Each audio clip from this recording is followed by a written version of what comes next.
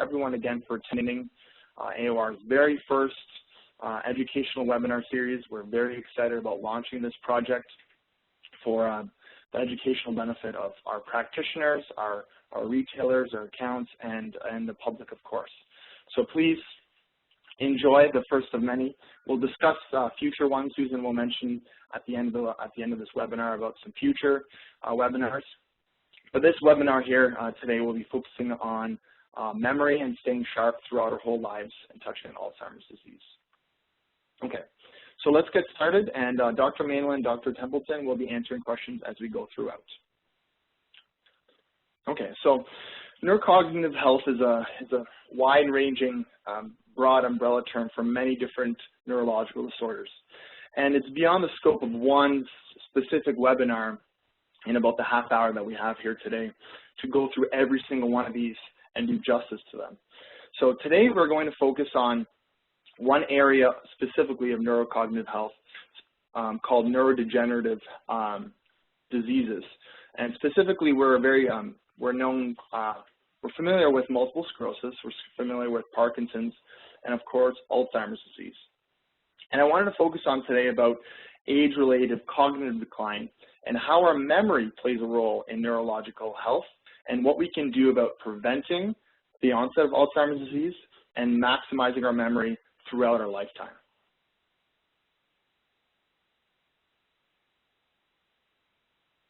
Okay, so the plan today is going to, first of all, the way I like to do my presentations webinars to really develop a foundational understanding for people listening. So we're really going to get into some of the facts behind Alzheimer's and really understand what goes into our memory as we age.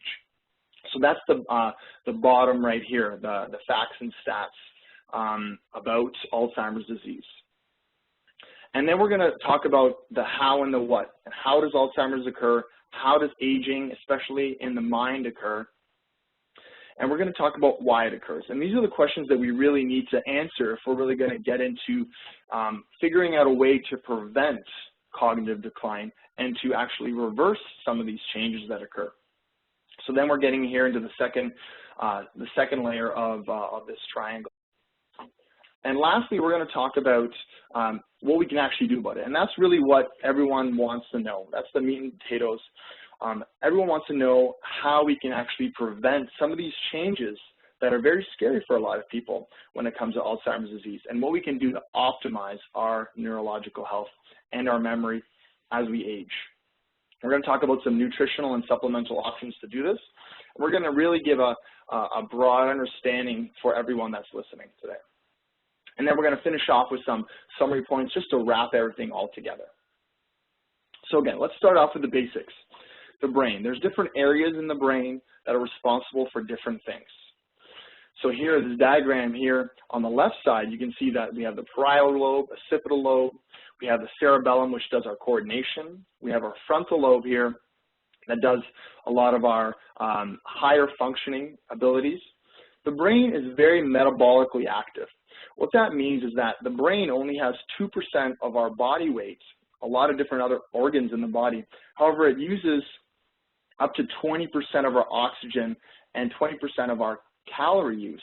So obviously it's a very important and highly functioning organ. There's different areas in the brain, as I mentioned, with distinct functions. The bottom diagram here shows that the memory is really associated in the temporal or the side lobes, and then the language is in different areas as well.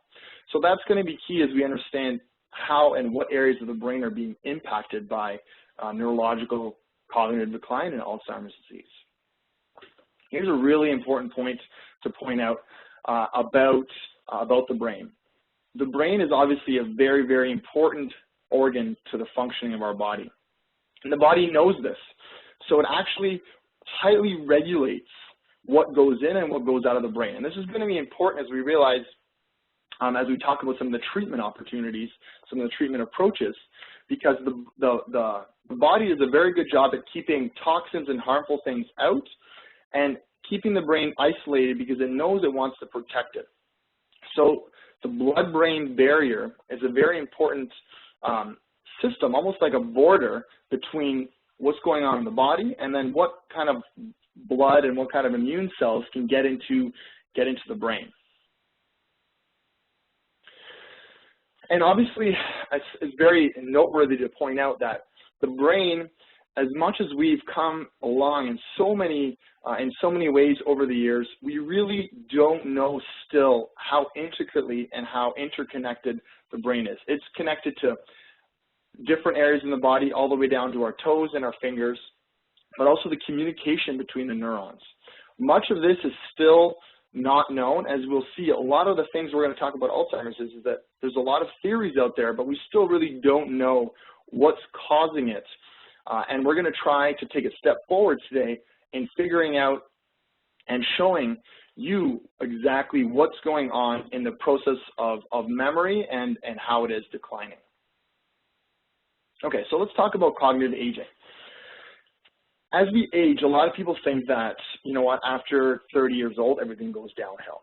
It's actually not true. It's true that our speed and our perceptual ability peaks around 25. Our visual ability peaks around 39. However, as you can see in this graph, most of our functions, our verbal memory, our reasoning, spatial, verbal, actually peak around 53 years old or older. Verbal ability actually peaks even later, around 60. So this kind of goes to show that even though that there's this notion that as we age, our memory and our cognitive function declines, this is not exactly the case. So in normal, healthy aging, just because you're getting older numerically doesn't necessarily mean that you're decreasing cognitive function.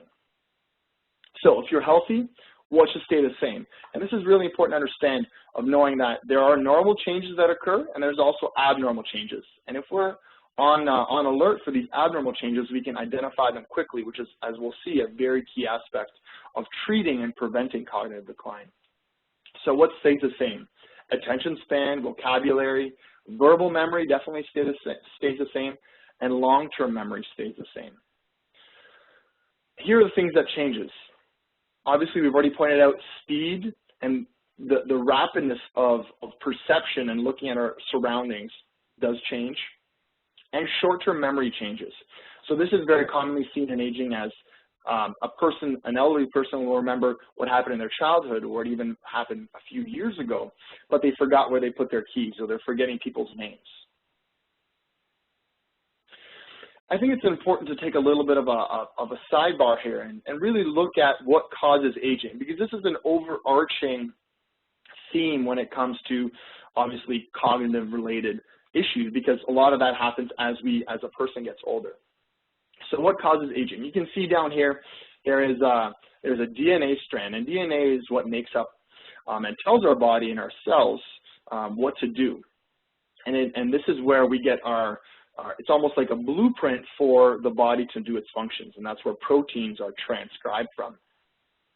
There's a number of things that damage this process and prevent it from happening over and over efficiently. And as we get older, things like UV radiation, normal metabolism, the way that we burn to produce energy, burn glucose, actually over time disrupts and actually damages our DNA and through free radicals.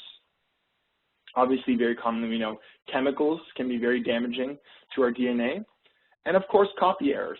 So this is where every cell, every DNA nucleus in our body has a certain lifespan. And that's because it can only be copied so many times. And after being copied over and over again, it eventually breaks down, and there's natural errors that occur in the body. And the body is a way of tracking this.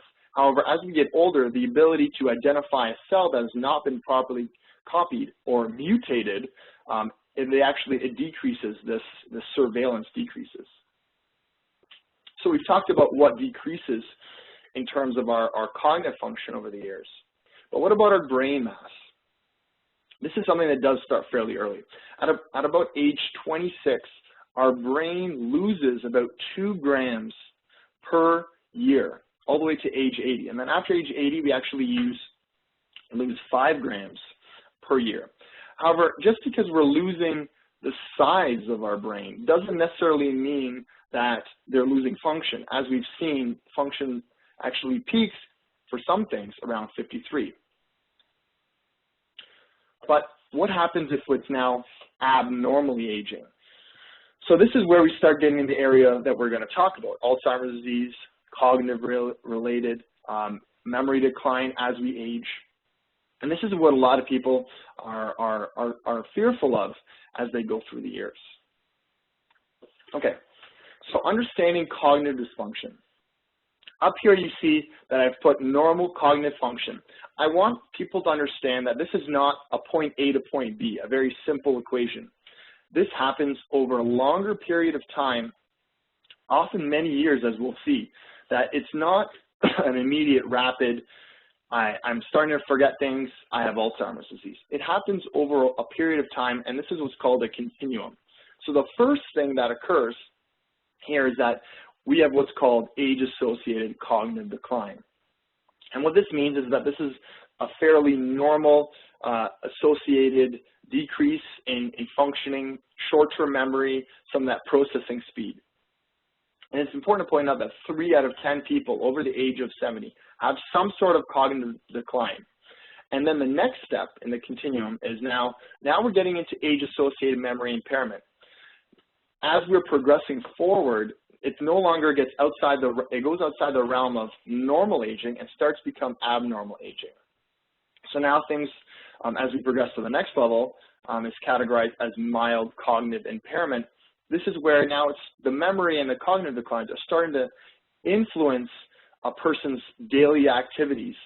They're not able to function at the same high level. Age-associated cognitive decline, they're still able to function. That's this back up here. They're still able to function at a fairly high level. When you're getting into the mild cognitive impairment, now you're not functioning compared to your healthy peers. You're not functioning at a high level. And lastly, full-on dementia. About 10 to 12% of people that have mild cognitive impairment actually advance to dementia. I think it's important to point out too that, as this pie graph shows, dementia is a broad term. There's a number of different dementias. Often a lot of people associate the most common one, Alzheimer's, with dementia, but there's a number of them. And Alzheimer's is only one, is a percentage, about a third. Another very common one is called vascular dementia. And this is different than Alzheimer's in the sense that this happens after a stroke. So when in a stroke, a part of the brain actually degenerates or dies because it's deprived of oxygen because there's a stroke that occurred, a blockage in one of the arteries. So this is a little bit different than Alzheimer's disease, even though it's still under the category of dementia. We are, for the intents of this presentation, going to focus on Alzheimer's dementia because it is the one that is fastest growing, and actually it's the one that is the most common. Also very important to point out, as we'll see with the next slide, is that on this continuum, the earlier a person realizes that they are going through this process, they identify it, the better that they can treat it naturally and conventionally. A really great study is actually posted on AOR.ca in our most recent studies as we highlight things that come through the research. This one here is being highlighted now, is that a very recent study this past year measured cognitive decline over a period of time, and they found that cognitive decline, like I mentioned, didn't happen overnight. It happened over a period of time, and sometimes signs of cognitive decline occurred as early as 45 and 50 years old. This is important to know because as we can identify this earlier, as I mentioned, this is the key to effectively treating it. Once a person has already gone down the road of dementia, Alzheimer's, it's very hard to reverse them, if not impossible. However, it is much more possible to reverse something that is maybe in a mild cognitive impairment or the age-associated cognitive decline. So keep that in the back of our minds as we go forward, talking about some treatments. Okay, so let's go back to abnormal brain aging, Alzheimer's disease. What are some of the key characteristics?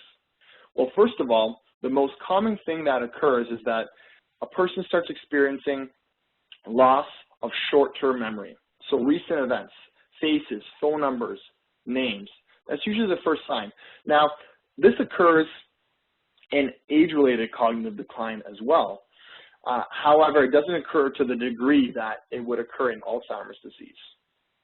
There's also a low level of the neurotransmitter. These are signaling molecules in the brain of acetylcholine. Acetylcholine is a very important signal molecule for our nerves to communicate, which give us the ability to function, i.e. our memory. Also, as we're going to touch on here on this slide, is that other key characteristics of Alzheimer's disease are amyloid plaques and neurofibrillary tangles.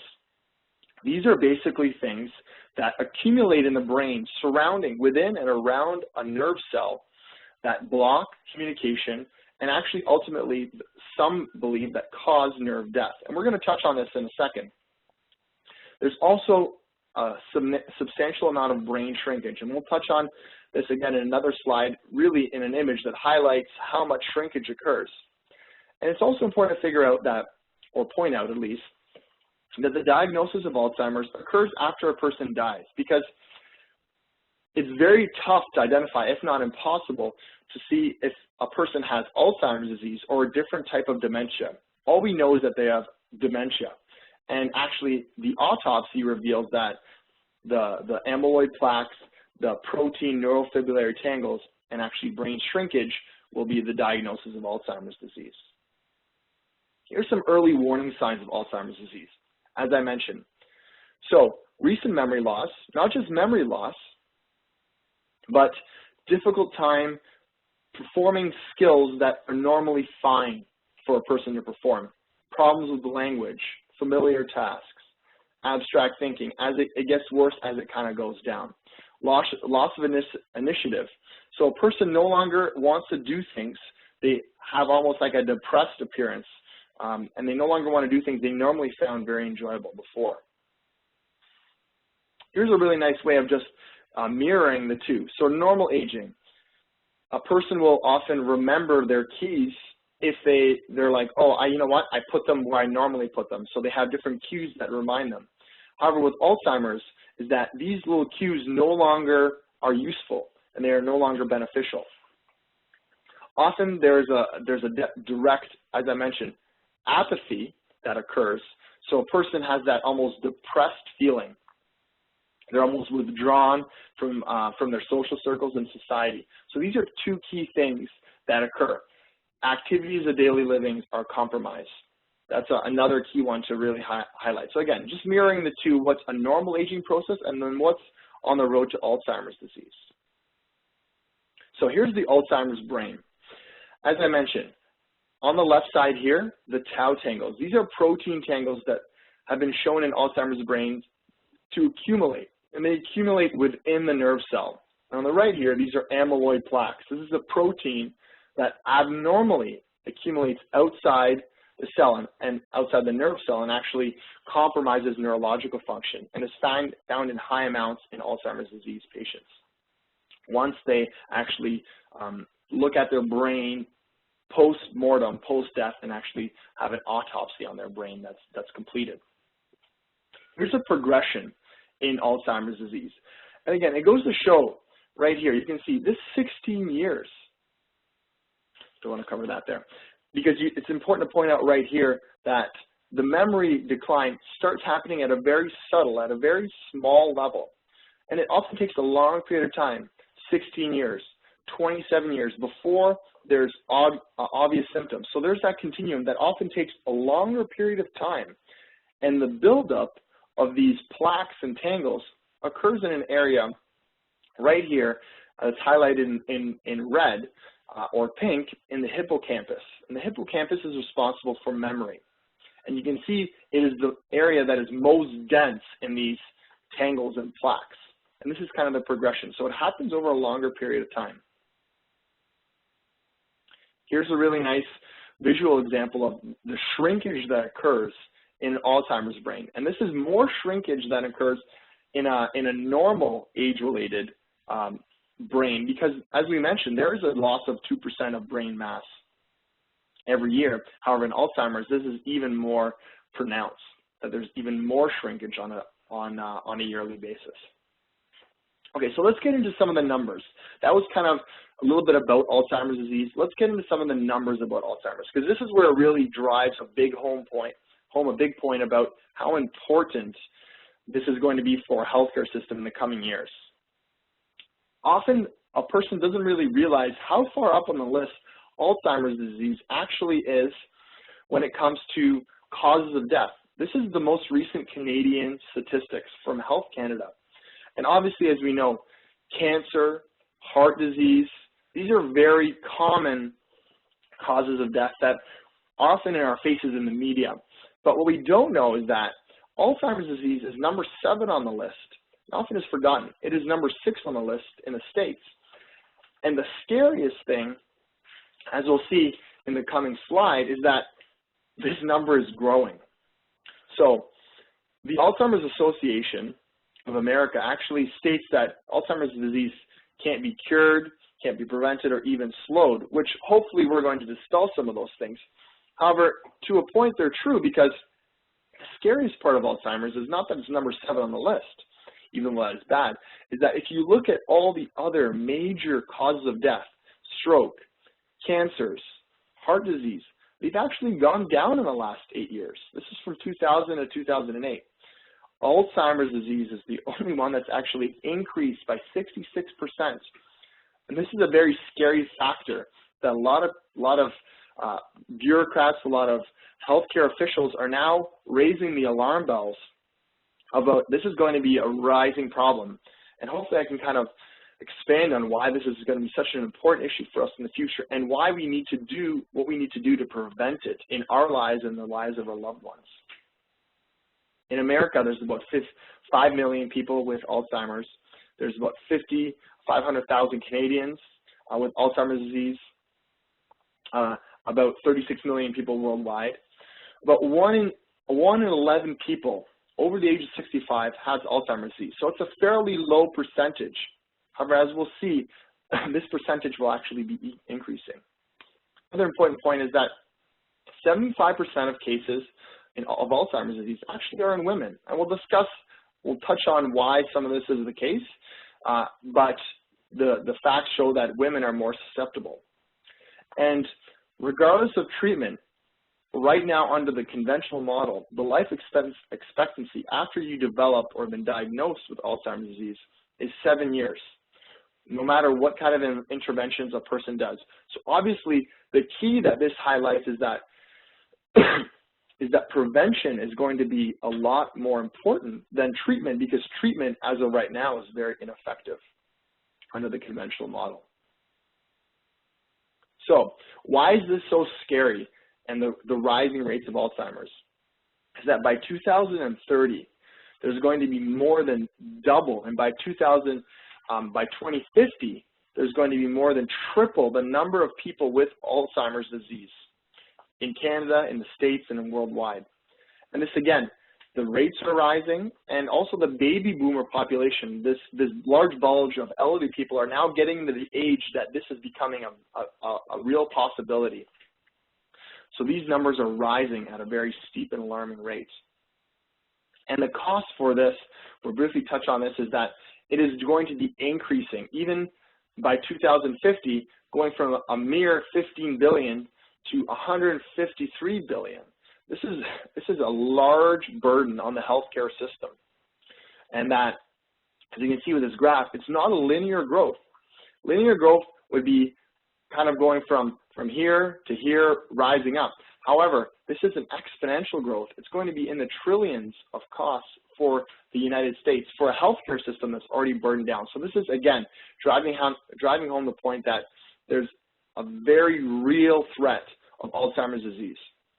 And the hidden thing that a lot of people don't realize is that the caregivers, because an Alzheimer's person, a patient, is actually most of the time being taken care of people at home, typically it's their neurological function that's impaired. However, they don't have a need to necessarily be in a hospital bed. However, it's the stress on the people taking care of them that is large.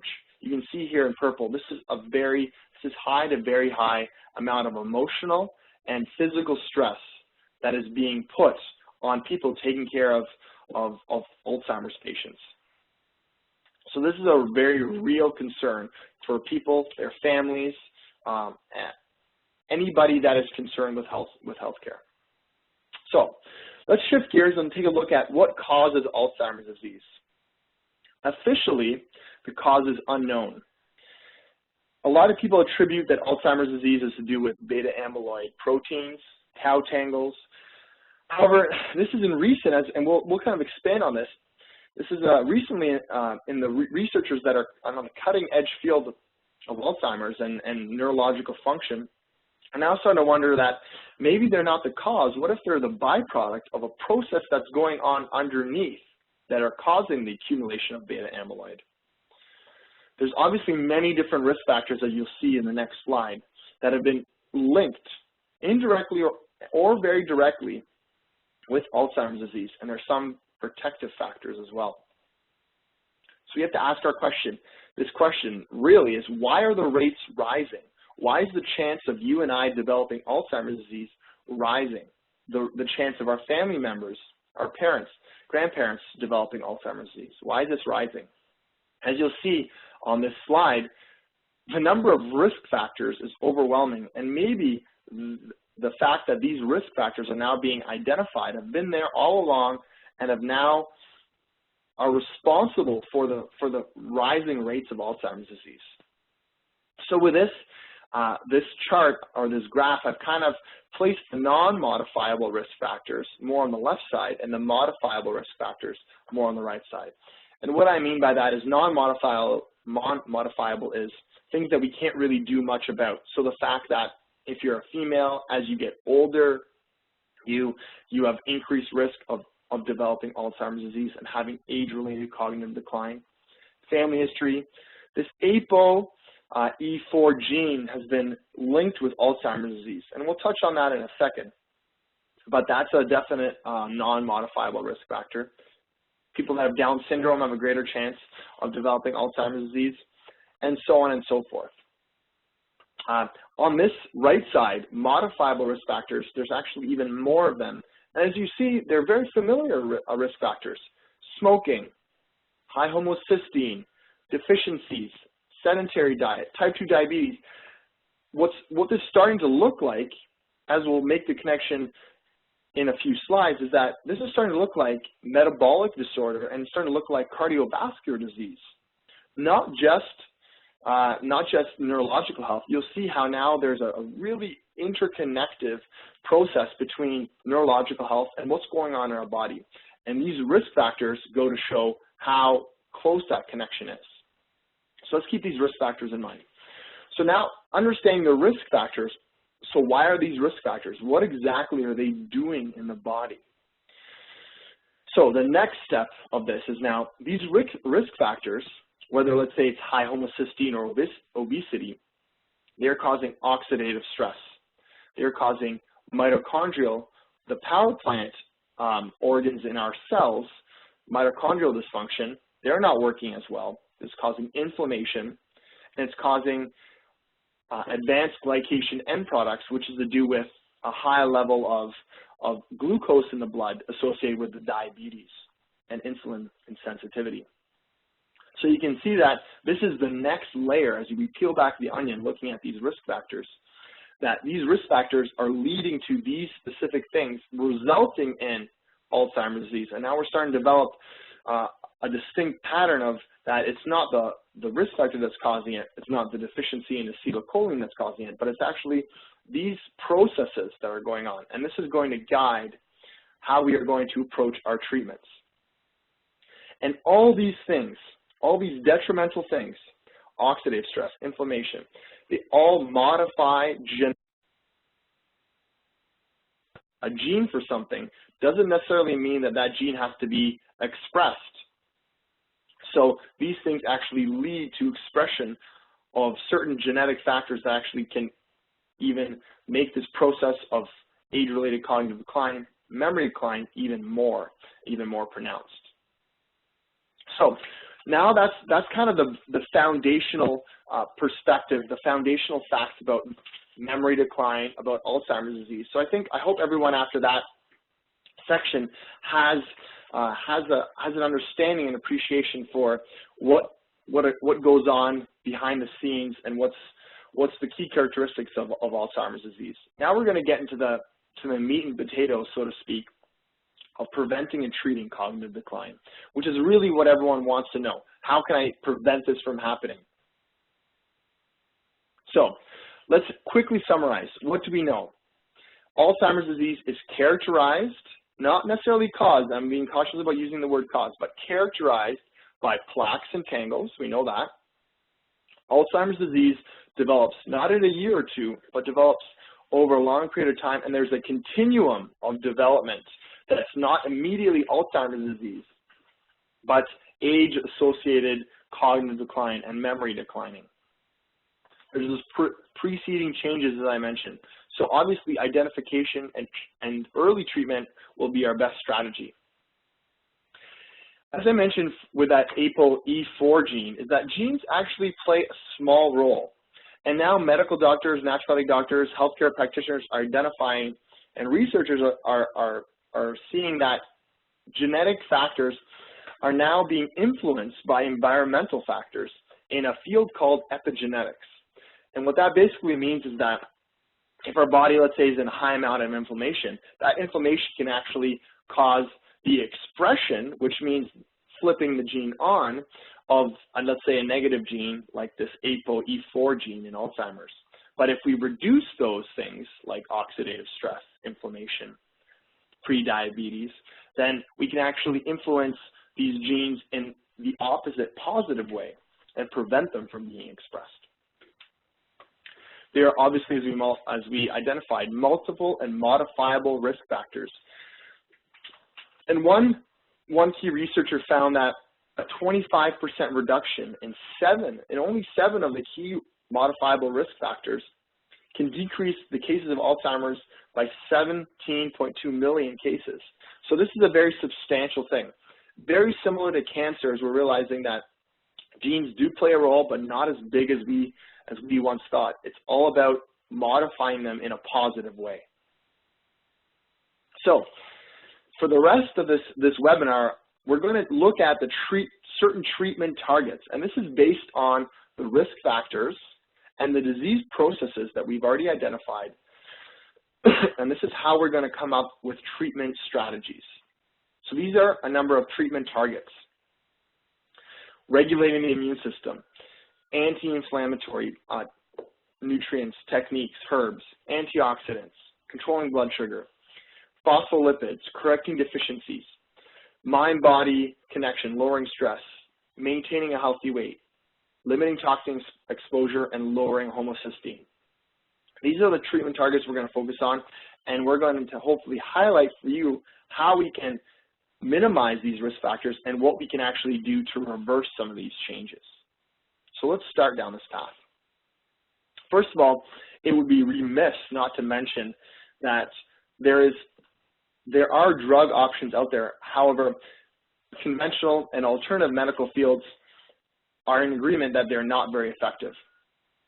Typically, the most common drugs are drugs that work on the neurotransmitter acetylcholine. As you can see, the acetylcholinesterase inhibitors, they actually, what they try to do is that they inhibit the breakdown of acetylcholine, so there's more amount in the nerve gap, actually, so it can signal.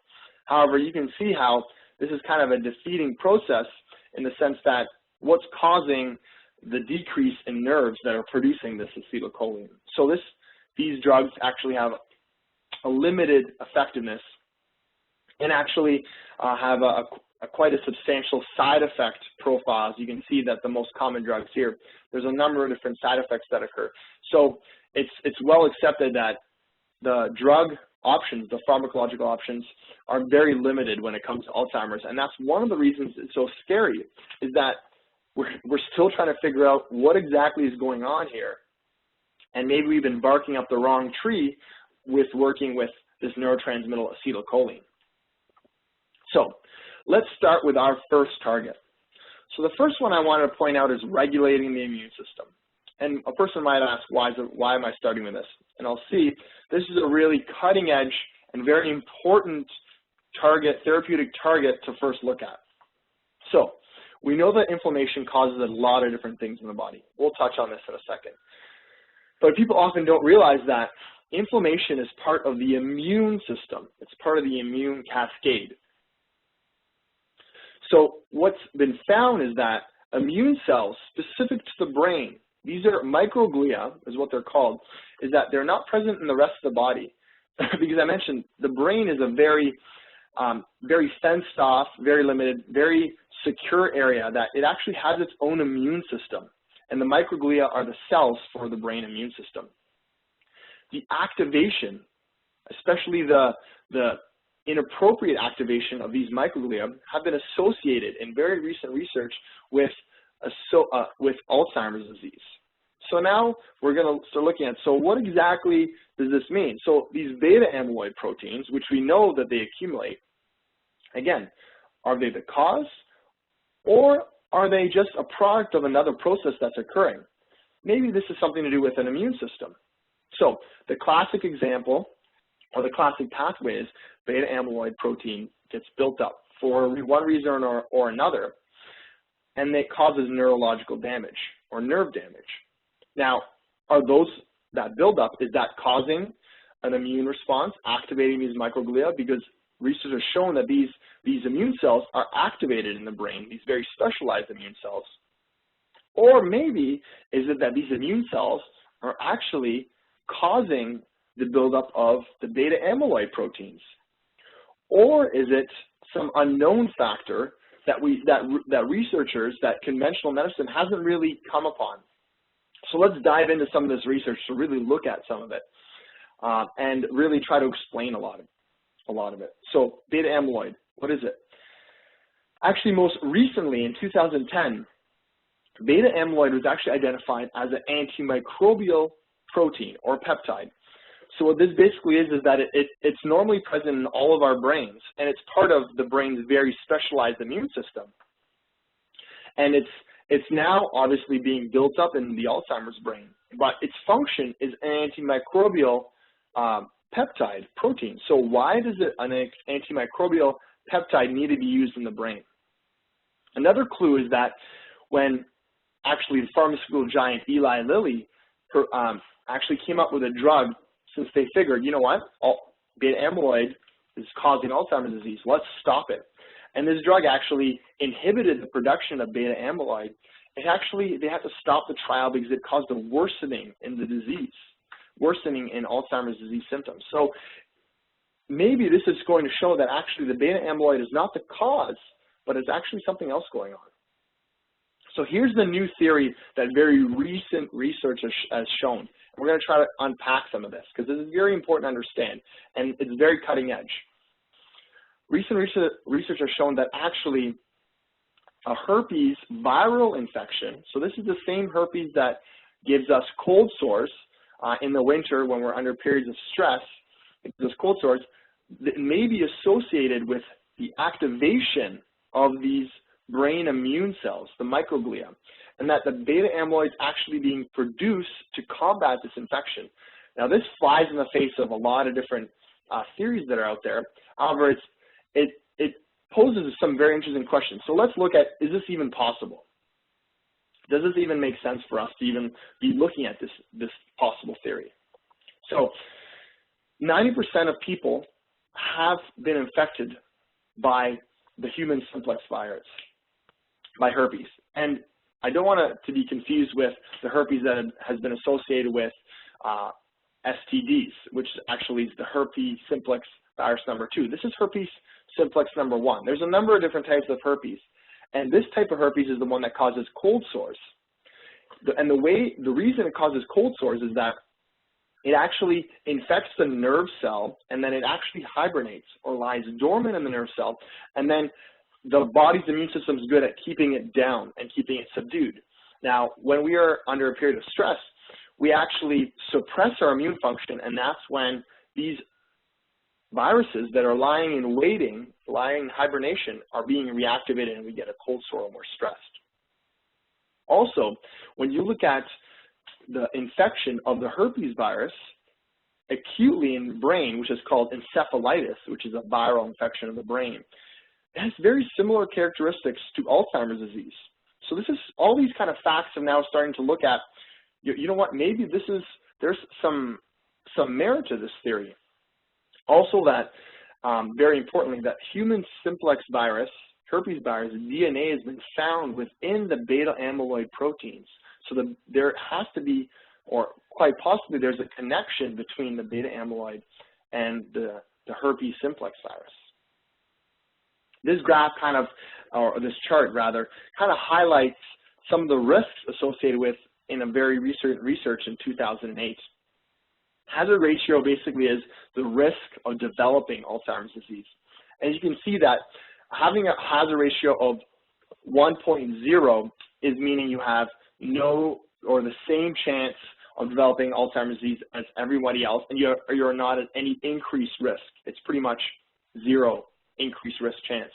As you can see, age is here 1.12. What that means is that we have as you get older, there's a 12%, since it's greater than 1, 12% increased risk of developing Alzheimer's disease. And what's even more interesting as we go down the list is that as a person has a higher education level, they actually have used their brain more, obviously, and have a decreased risk by 13% of developing Alzheimer's disease. Having the gene, the ApoE gene, increases the risk by 100%. And now, here is the most interesting part that this study found. Having a recently reactivated herpes simplex virus actually increases the risk by 150%, or the hazard ratio by 150%. So this is actually adding to the compelling evidence that maybe this theory about a viral infection has some merit. Okay, so now how does this genetic component fit into this? Now, here you see this chart on the right, it kind of states kind of a pathway that the herpes simplex virus actually may have a role in playing and actually causing, ultimately, Alzheimer's disease down here by neuronal death. Recent research has shown that actually having this ApoE gene increases the susceptibility for infection and reactivation with the herpes simplex virus. And then once the herpes simplex virus is now being activated, it creates a low-grade immune response, activates the brain immune system, the microglia. That in turn causes a buildup of the beta amyloid and the tau proteins, again, leading to chronic inflammation and finally neuronal death. So again, switching the perspective, switching the pathway from acetylcholine is deficient, but rather what is going on underneath and contributing to possibly this chronic inflammation that's leading to neurons dying. Viruses are reactivated by stress, and often they can be reactivated later in life when a person has a stressful event, and then now it's slowly developing over time. Again, this process doesn't happen overnight, but it develops over time, causing this low-grade chronic inflammation. So this is talking about our immune possible therapeutic target. It is only a theory, and I want to point that out. We're looking at the risk factors as not in isolation, but as a picture of the whole, as altogether they can be contributing to this. Because we'll talk about a number of other possible risk factors and theories that can lead to therapeutic targets. But there's mounting evidence for this. And it is one of the things that I found most interesting when really looking into the research about this, because it's something that many people don't really know about, and it's something to keep in mind. So of course, let's talk about what we can do about this, because that's really what we're here all about to do today. So there are some farm companies that are looking at possibly a vaccine, but vitamin D is very, very powerful at activating the immune system. This is one of the reasons that we take vitamin D in the wintertime, and especially in cold and flu season, because vitamin D has distinct pathways of activating our immune cells and preventing infection. Especially vitamin D is important in actually activating the innate immune system, the type of immune system that's found in the brain. You can see here this diagram. This here is vitamin D, the 25-OHD and also the 1,5-OHD. This is what you're supplementing. And you can see here at adequate levels of greater than 30 nanomoles per milliliter, vitamin D will now start impacting right here, innate immunity. And you can see it directly does that through this arrow right here, but it also does right here through upregulating genetic processes or genes that actually increase antimicrobial function. So the vitamin D has a number of different pathways regardless of all the other beneficial effects in the body, as what we'll touch on later. But it's a very potent activation factor in the innate immunity, which is found in the brain.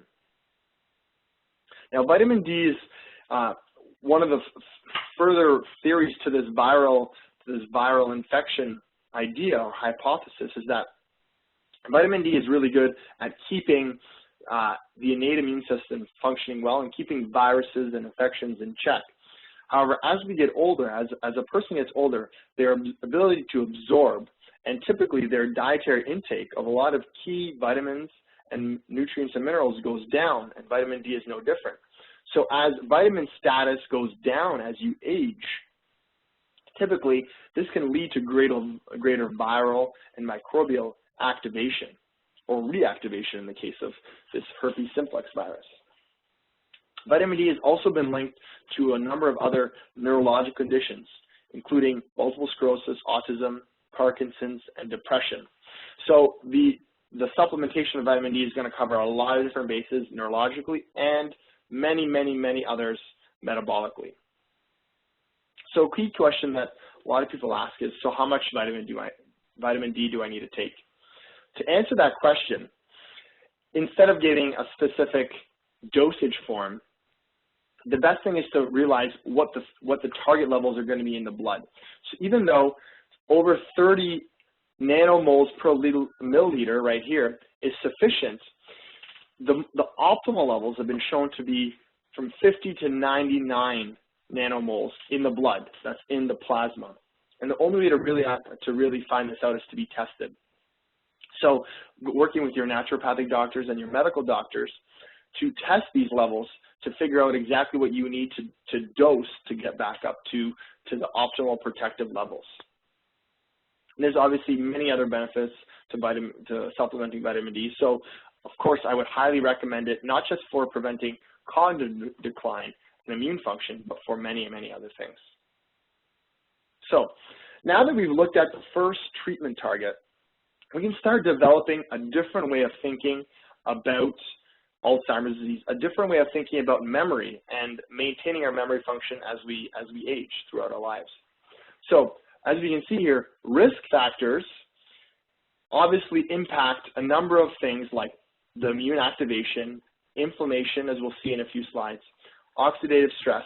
These things lead to the decrease in production of energy, and then once a cell or a neuron can't produce enough energy, it can no longer function and dies. And when a nerve dies, it no longer can produce acetylcholine. So now we have an understanding of how this process can actually occur in a more functional, real-time way, getting to the root cause.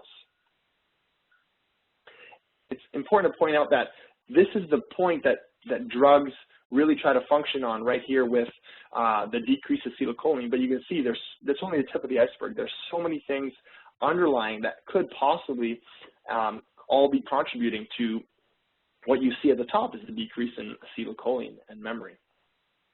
So let's go on to the next therapeutic target, anti-inflammatories. So chronic inflammation, as you've known, this has been highlighted in the media, been highlighted by your healthcare practitioners.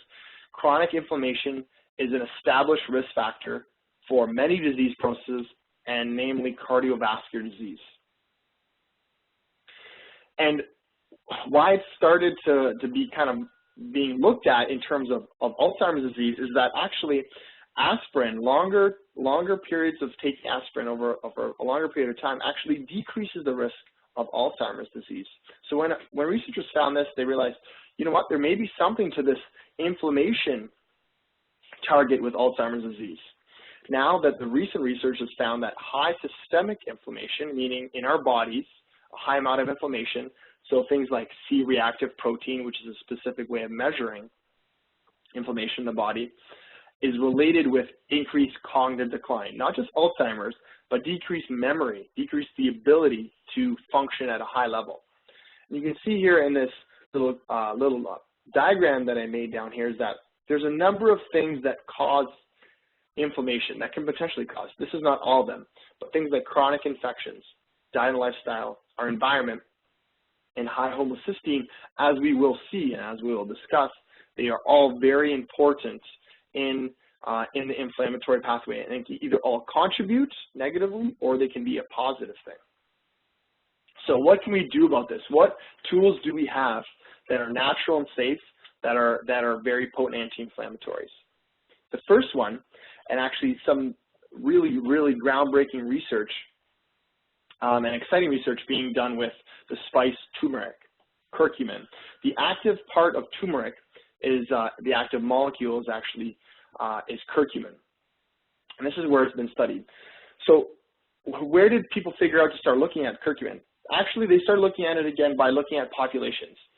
India, which has the highest intake of turmeric, and curry, which the main ingredient is turmeric, it's the cause for that really yellow, very staining color, have the lowest rates of dementia.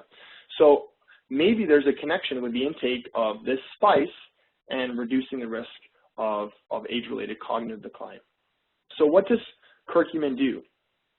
Curcumin has been shown to have many, many effects, but the key effects are it primarily reduces inflammation through the NF-kappa B pathways and many other pathways. That's just one example.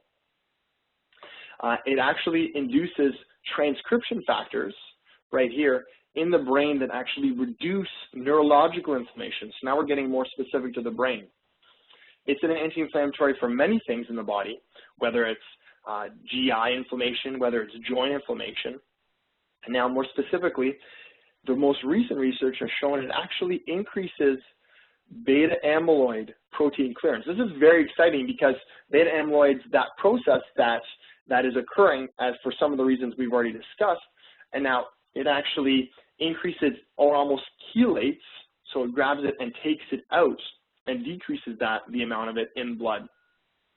So this is very, very exciting and promising as a therapeutic for Alzheimer's disease. And it's a very potent antioxidant, as we'll see, is very important in the process, as we've already seen. It's a risk factor, and it's a process. The thing with curcumin, all of its amazing things aside, is that the problem is bioavailability. Curcumin has very poor bioavailability. So if someone was to take a spoonful of the raw herb, turmeric, or even a standard 95% curcuminoid supplement that you get in most stores, the bioavailability is very, very poor. What that means is that for a standard supplement that you find in the store of curcumin, that's 95% curcuminoids, you'd have to actually take up to 8 to 10 grams to get any levels in the blood. That's a lot of curcumin. If one capsule, let's say, would be 400 milligrams, it's anywhere from over 16 to 20 capsules of curcumin to get, at one time, to get any level in the blood. So despite it being very promising as a therapeutic, there's some key limitations. So here's this research team at University of California and UCLA. They looked at curcumin as being very promising for treating Alzheimer's disease, and they came up with a specific extract called Long Vita that they developed for specifically the treatment of Alzheimer's disease. And they developed it in mind with having the maximum bioavailability. And this is what AOR has in its product as exclusive distributors to Canada, the Long Vita extract in CurcuMind, but also in our Curcumin Fast Relief and our CurcuViva. So there's a family of products taking advantage of this superior form. So let's talk about why it's superior and what exactly this team at UCLA did. Basically, it's a nanoparticle, but it's also a solid lipid particle. So it's kind of combined the curcumin with specific fatty molecules that increase its absorption. And the bioavailability that's been found compared to regular, not raw herb curcumin, but actually standardized 95% curcumin, is that it's 100 times more bioavailable. This is extremely substantial because one capsule of this CurcuMind now has the bioavailability equivalent to about 13 grams of regular 95% curcuminoid curcumin. So this is solving a major problem with the bioavailability of curcumin. And this is why there's so much excitement about this specific type of curcumin and how quickly it works. Curcumin specifically has been formulated to contain vitamin D also. We've talked about the importance of vitamin D, but there's also some synergy between curcumin and vitamin D when it comes to neurological diseases.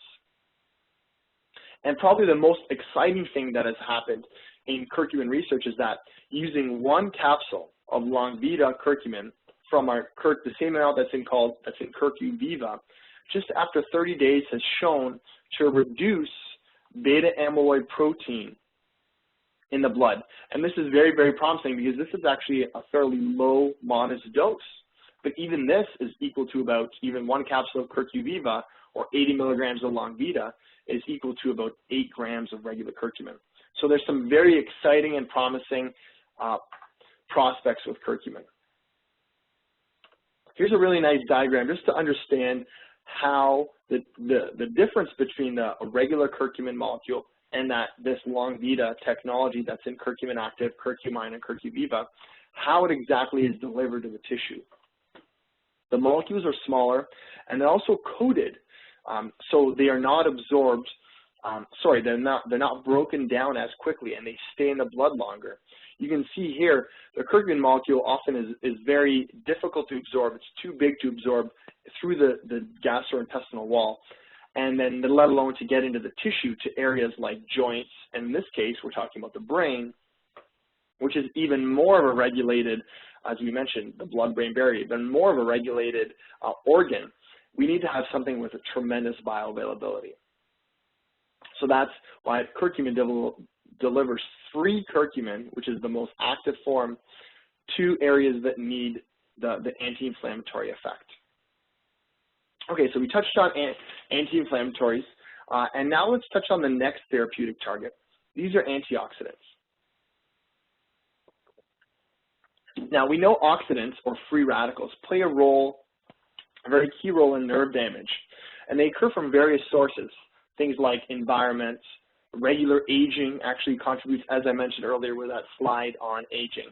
Many things in our environment and our body contribute free radicals that cause damage. So antioxidants are those molecules responsible for quenching or reducing the damage of these oxidants. And our body knows they've produced what's called endogenous, meaning the body produces itself a very powerful antioxidant called glutathione. And glutathione is a very potent antioxidant. However, it can't do everything by itself, so that's why it needs antioxidants from our diet called exogenous, or supplements, that is going to provide the extra kick when it comes to the antioxidant support that we need to quench a lot of these oxidants. There's been direct research showing that oxidative processes, that free radicals, damage nerve cells and actually can contribute to dementia. And also there's been really promising research, really recent research, as we'll highlight in the next slide, that the antioxidants can actually slow down the damage, the oxidative damage from free radicals, and specifically boost cognitive health. So the problem with antioxidants is that we are not getting enough of them. We typically, the standard American and Canadian diet, are deficient in antioxidants. And this graph kind of points out exactly what percentage, in this case Americans, have inadequate intakes of very key nutrients, minerals, and antioxidants. We'll talk about vitamin E in a second, but vitamin E here, up to 93% of the population don't get enough vitamin E, a very essential antioxidant. Magnesium, an essential cofactor for our blood vessels and many different processes, and then the list goes on. But you can see that we're just not getting enough of these antioxidants that are so essential for quenching these free radicals in our body. So let's talk about antioxidants. Vitamin E. Vitamin E, when it comes to neurological health, has been associated with decreased risk of Alzheimer's disease. And specifically, vitamin E has been shown to be beneficial when it's in combination with vitamin C. So that's why I make this first point here. It's best to get your antioxidants from your diet, because when you get something from your diet, you eat an apple or a red pepper or whatever it may be, you're going to actually get not just a high dose of vitamin C or a lot of different antioxidants. You're going to get all of them together, and they actually are meant to work together, as we'll see in a slide. Vitamin E has been shown to be beneficial, but actually it's been most beneficial when it's been supplemented in combination with vitamin C. Going to show that actually together, the combinations of antioxidants specifically, they are meant to be taken together, and they work together. Here's a really important point about vitamin E. Alpha tocopherol is the primary form of vitamin E that's been most known and most studied. But however, this is only one form of tocopherol or vitamin E. There's also other forms, alpha, beta, gamma, and delta. And actually gamma has been shown to be, the gamma tocopherol has been shown to be preventative in cardiovascular disease. And actually supplementing with just alpha tocopherol has been shown to deplete the other forms of vitamin E. So again, what's this showing is that the best thing is to be eating things through the diet that contain all these things. Things should be taken in combination. But specifically, vitamin E has been shown to be beneficial, and AOR's vitamin Total E has been providing vitamin E in all of its forms. So the vitamin E family is not just tocopherols, but it's actually tocotrienols as well. They both have very important cardiovascular function, and actually a most recent study showing that you need to have both forms to have the preventative effect for neurological health. So the Total E provides both tocotrienols and tocopherols, not just an alpha tocopherol. So when you ever see an alpha tocopherol, you want to be cautious, because this actually could be doing you harm just by taking a very specific things, and that's why things should be taken in combination the way they occur naturally in a diet. There are so many different antioxidants that have been associated with neurological health, and here are just a few, just to give people a snapshot. And they are, like I mentioned at the bottom, there are many, many more. Acai berry, they're very powerful, the one that's been getting a lot of attention in the media in the last few years, a very powerful Amazonian berry actually has an anti-inflammatory and neuroprotective effect in animals. You can see here the mouse symbol that I put here. Apple juice, lowly apple juice actually has been linked to improved mental performance and decreased oxidative damage. Same goes for grape juice, and this has actually been done in a human study. Blueberries, flavonoids. Here's the interesting thing about resveratrol. We'll spend a moment here. Resveratrol has been shown to actually inhibit activated microglia. So like vitamin D, this resveratrol has a role in not only aging, what's been known mostly for, but it's actually been known to have an effect in regulating these activated microglia and preventing vascular damage and reducing inflammation. Obviously, resveratrol has been made famous from its levels in red wine and then the French diet that's been shown to have highest amounts of resveratrol. But to get a therapeutic level of resveratrol, you're going to have to drink about 20 glasses of wine, and that's not really realistic, of course. So supplementation in this case is far better off to get the right amounts than necessarily taking it only through the diet. Lipoic acid is a very, very potent mitochondrial antioxidant, and specifically for the nerves. It's been shown to be very beneficial in combination with acetyl L-carnitine, which we will touch on in a few slides. So all these antioxidants have been shown to have a beneficial effect, and there are many more. You're on the list. NAC, astaxanthin. These are all, and very recent research has been shown that these are very beneficial for neurological health. So just giving you kind of a snapshot of what some of the antioxidants that we should be taking in that are not just going to benefit neurological health, but it's going to benefit cardiovascular health as well, and many other things. So that's what the beauty about antioxidants is that they're going to help every single process in the body. Here's a really important thing that once I kind of realized this, when I was looking at, and when I explain this to patients, their eyes are really open when it comes to antioxidants. We're so used to thinking about a supplement, this one magic bullet will cure me and is the most potent antioxidant. However, that's not the way the body works. The body works on synergy. The body works on interrelationship. And it's no different when it comes to antioxidants. Vitamin E, which is the main antioxidants for fats, which are the main component of a cell membrane, the outer coating of the cell, actually is working in unison with vitamin C, which actually recycles vitamin E, and vice versa. And vitamin C, which works outside the cell, works in tandem with glutathione, a very potent antioxidant inside the cell. And now, additionally, coenzyme Q10 also recycles and regenerates vitamin E. And so why is it important to recycle and regenerate antioxidants? Because as a free radical, vitamin E can quench you. However, it needs to donate an electron to quench that free radical. And itself needs to be regenerated once it gives up that electron. Otherwise, it can also become a pseudo-free radical. So this process is essential in terms of totally regenerating and recycling these antioxidants.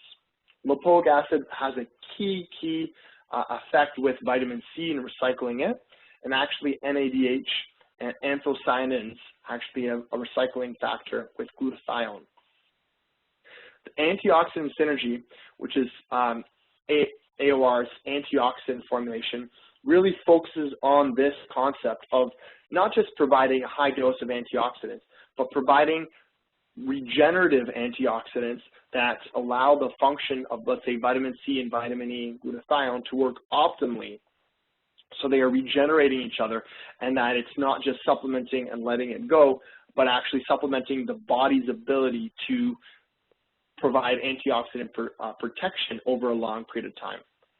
So I hope that kind of clears up some things about how and why antioxidants work together in combination.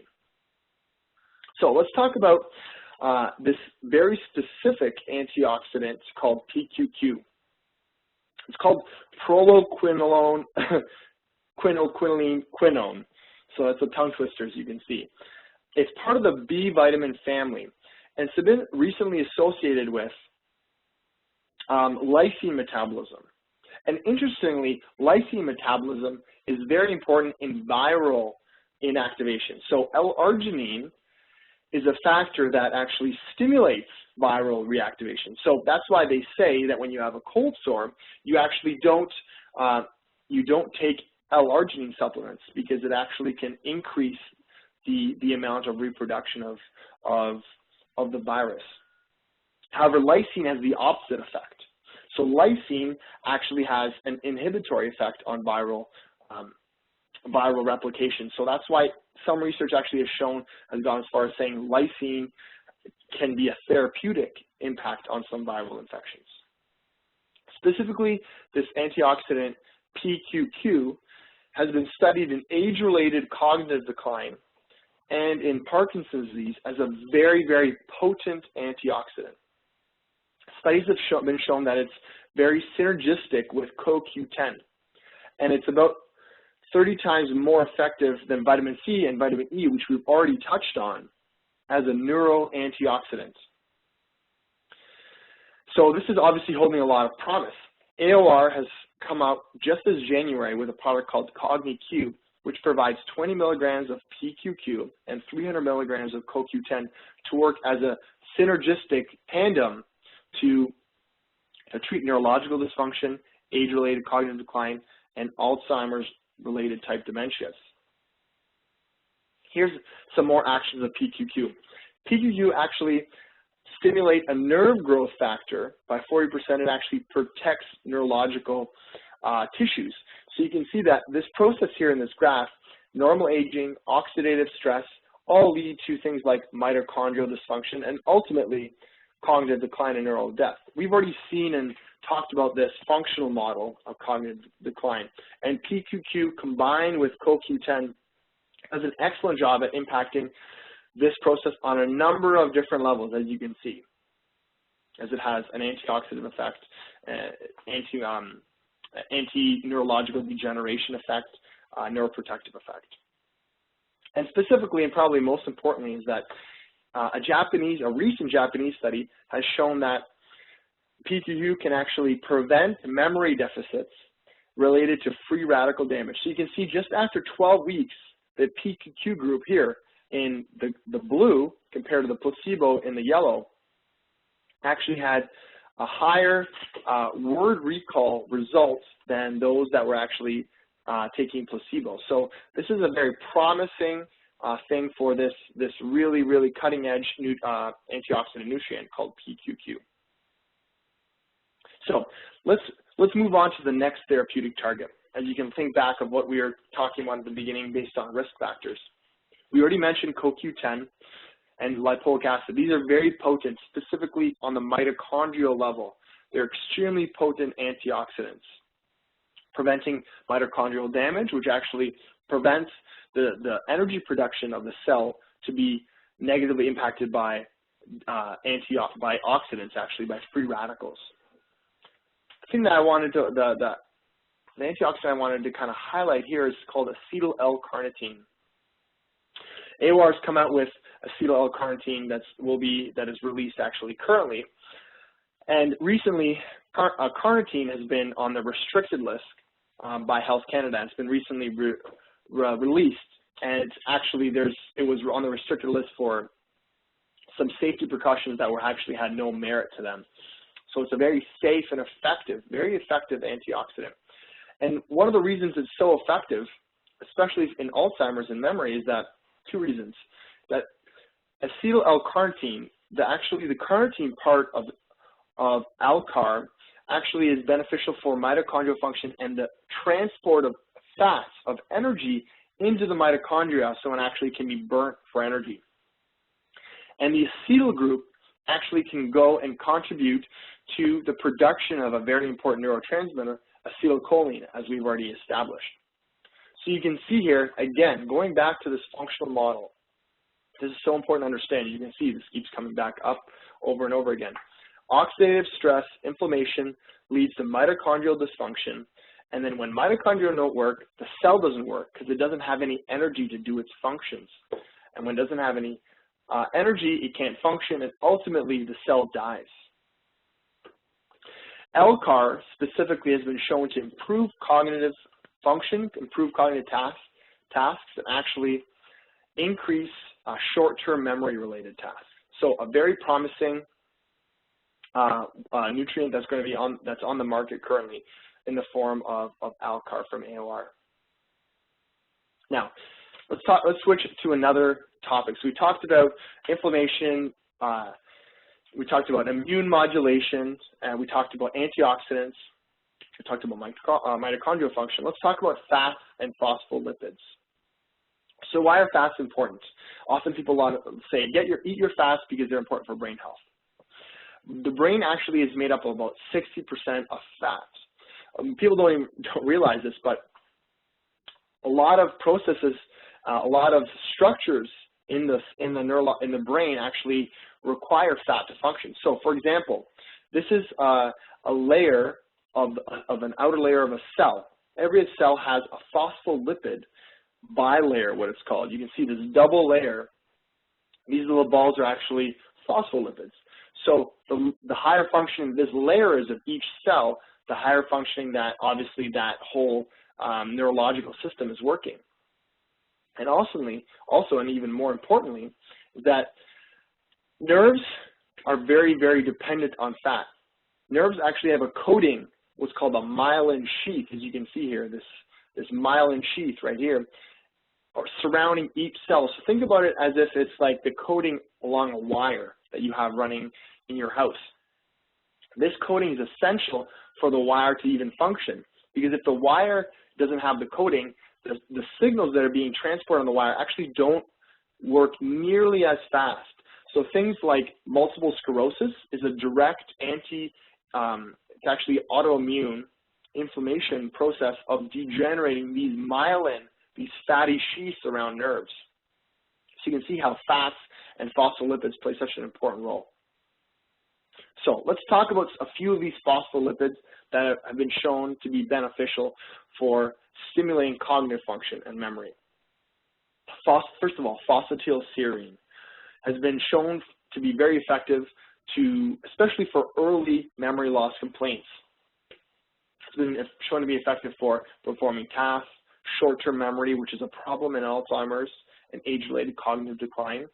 And interestingly enough, athletes use this for reducing high levels of cortisol, the stress hormone.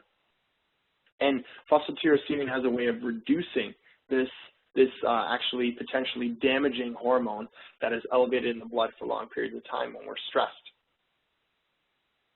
The next phospholipid is phosphatidylcholine. They're like brothers to phosphatidylserine. Phosphatidylcholine is a precursor to acetylcholine, which is a neurotransmitter. And this is typically found in lecithin, which is a dietary supplement. So the dietary supplementation of lecithin is an easy way of getting the building blocks to build acetylcholine. So I would definitely recommend a heaping teaspoon of acetylcholine, which can be easily bought at the bulk barn or a health food store, as a kind of a longer-term dietary supplement as a source for the building blocks to form acetylcholine. I wouldn't necessarily say this is has a direct stimulatory effect on memory. Some people find actually a very beneficial effect, but for something so easy that can be added on top of cereals, can be added in salads, a number of different things. I take it with a teaspoon every morning on top of my, let's say, oatmeal or quinoa or cereal or whatever you do. It provides those building blocks that are so essential. Omega-3s. We'd be remiss not to talk about omega-3s when it comes to brain health. This, I think most people find are fairly well aware of neurological conditions associated with actually specifically the DHA component of omega-3. But omega-3s, as we mentioned, they actually improve the fluidity of that cell membrane. So what that does is that allows the signal along the nerve to occur much more efficiently, much more quickly. So supplementing based on studies, supplementing with specifically the DHA, which is more of the brain active component, and other areas that we recommended is in pregnancy and preparing for making sure that the infant has the highest chance to have the highest cognitive function. Actually supplementing the mother with DHA has been shown to be beneficial in improving neurological function in infants. EPA, the other form of omega-3 in fish oil, is more of the anti-inflammatory and beneficial for cardiovascular disease. So making sure you have the two components together, EPA and DHA, is beneficial, but specifically DHA is beneficial for brain health. It also stimulates this brain-derived neurotrophic factor to promote nerve growth. So this is very key because we're going to see this again. A few other substances actually increase this factor, which is key in regenerating nerve cells. Omega-3s are anti-inflammatory, as we know.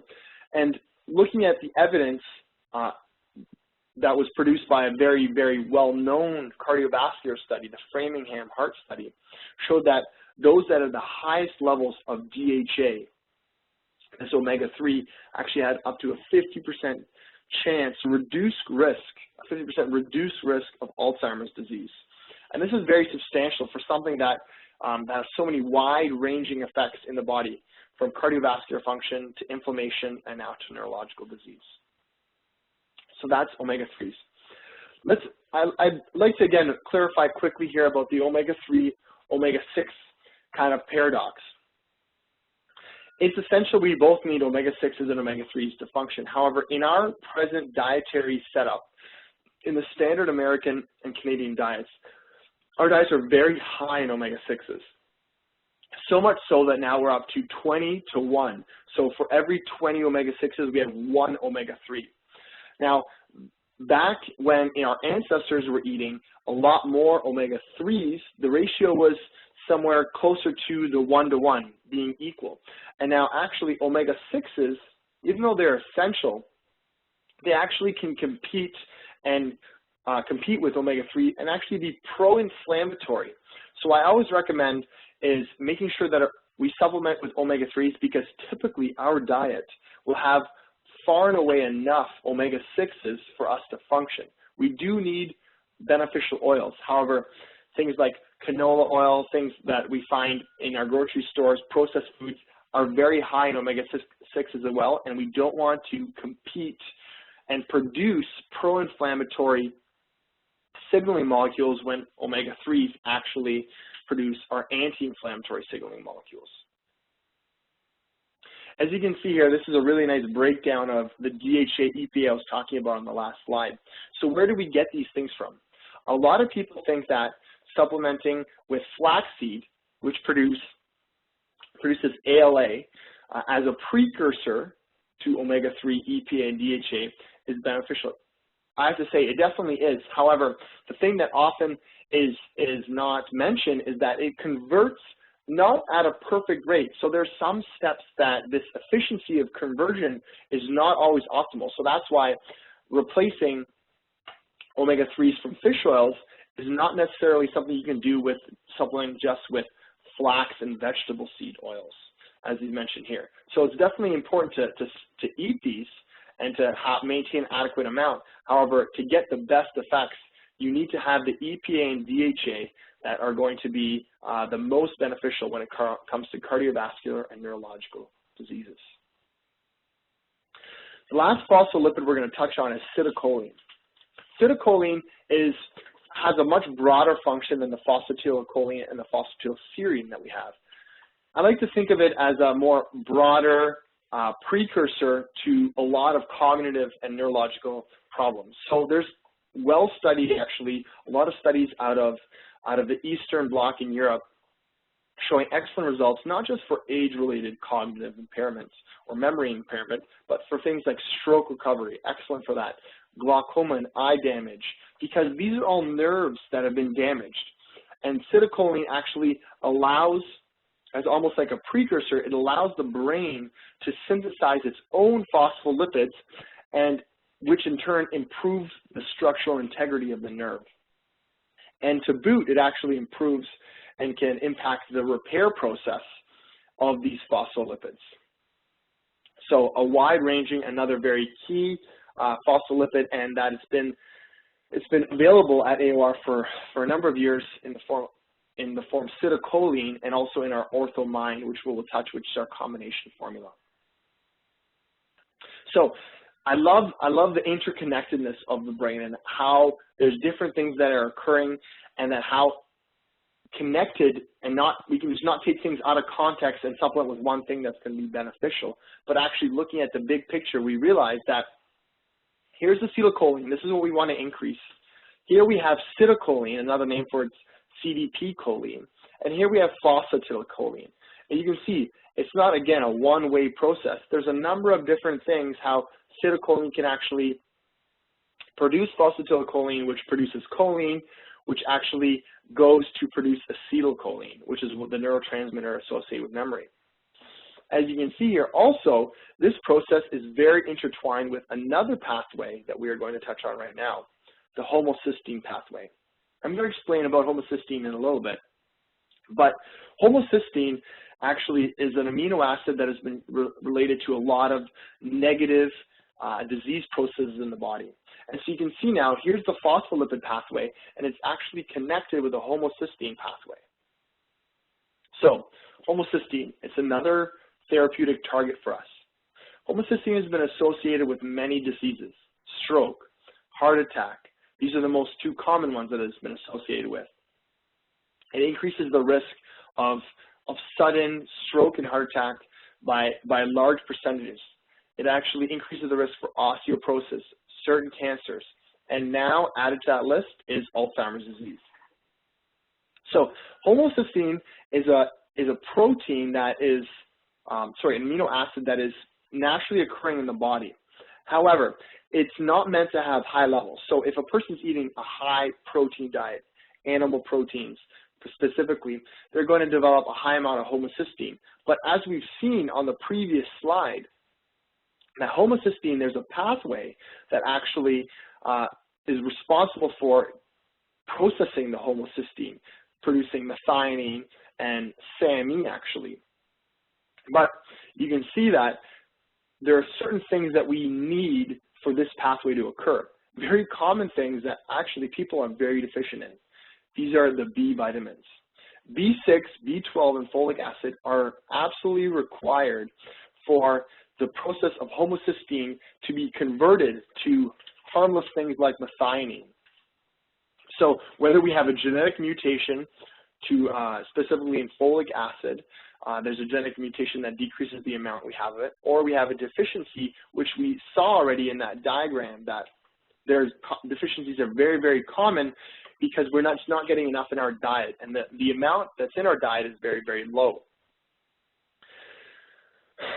Studies have shown that actually elevated homocysteine has been directly linked to cognitive dysfunction, and that dementia patients actually have the highest levels of homocysteine.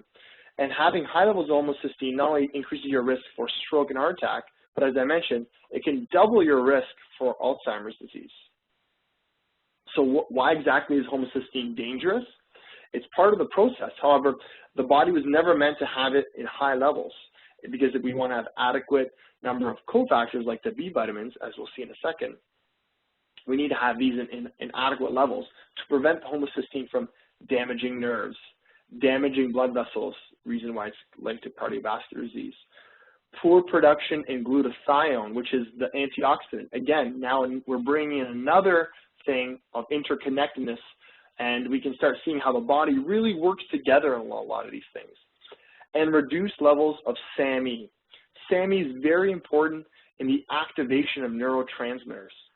So for example, people have heard of noradrenaline or norepinephrine. It gets converted to adrenaline because adrenaline is the more active, potent form. Let's say if we are in a car accident or we are running for our lives. However, SAMe is required for this conversion to occur. And if we don't have enough SAMe because our homocysteine metabolism is backed up, now we are starting to get effects that are wide-reaching, like not the proper activation of neurotransmitters. The SAMe is a very potent rapid methylator. So in this case, unlike the other ones, is that there's luckily a very simple solution to lower homocysteine. We need to correct our deficiencies. And most commonly, like I mentioned already with vitamin D and vitamin E, is that the population most susceptible to deficiencies is unfortunately the elderly. Methylators, like I mentioned, B6, folic acid, B12, and TMG, which is called trimethylglycine, are essential to reducing homocysteine. A new product that came out in the fall by AOR is called Max Methyl and contains all of these above mentioned methylators. But more importantly, it provides them in the forms that are most effective. So the folic acid is not just given in the folic acid, it's given in its 5-MTHF form, which is the form that it's ready to be used in the process of converting homocysteine. And the same thing for B6 and B12. The best thing to do when it comes to, you're wondering if do I have high homocysteine, is you need to get tested.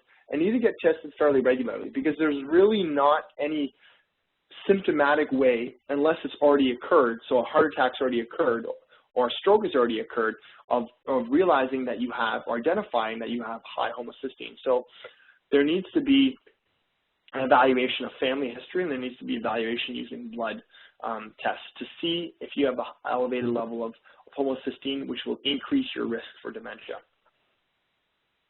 And in the case of actually treating dementia or treating age-related cognitive decline, it helps in kind of the mild cognitive impairment. However, once a person's in full-on dementia, the damage has already occurred, the homocysteine's already wreaked its havoc. So again, going back to the thing I said right at the beginning, early identification is key, especially when it comes to homocysteine, because then it's once it does its damage, it's too late to supplement at that point.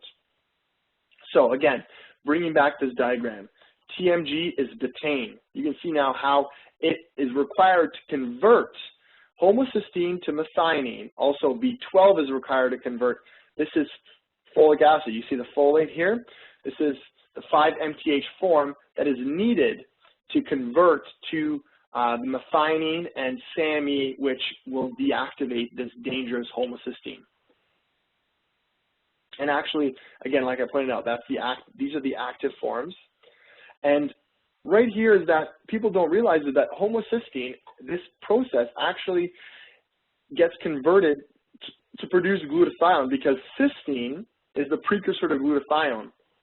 And that's what we're getting is when we're supplementing N-acetylcysteine, that we are giving it as a precursor to the antioxidant glutathione.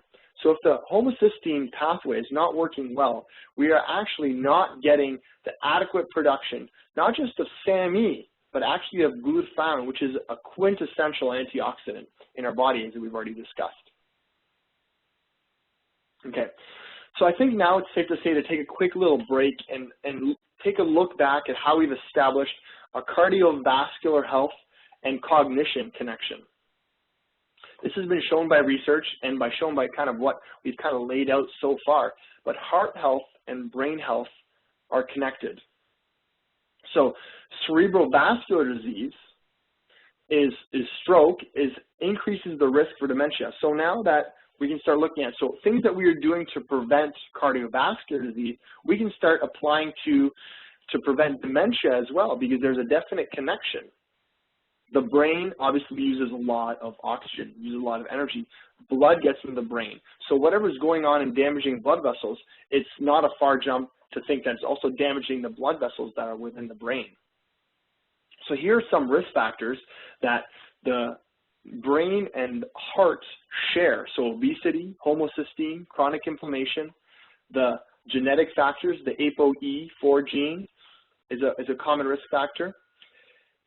Actually, in Alzheimer's disease, it's been shown that beta-amyloid plaque doesn't just accumulate outside the nerve cells, but actually accumulates in the vessels in the brain. So you can see that now this increases the risk of having a cerebrovascular event or a stroke. And lastly, having elevated amounts of bad fats, such as trans fats and cholesterols, actually been shown to decrease the protective layer, the blood-brain barrier, and cause dysfunction on that layer. And now that once that dysfunction and that blood-brain barrier is not functioning optimally, toxins, immune things can get through and wreak havoc on the brain that normally wouldn't be able to get through if they hadn't been damaged by cardiovascular risk factors. And it's also to point out on the flip side, things like such as antioxidants, omega-3s, and exercise, all very well-known protective factors for cardiovascular health, are also protective now for Alzheimer's disease, for cognitive health.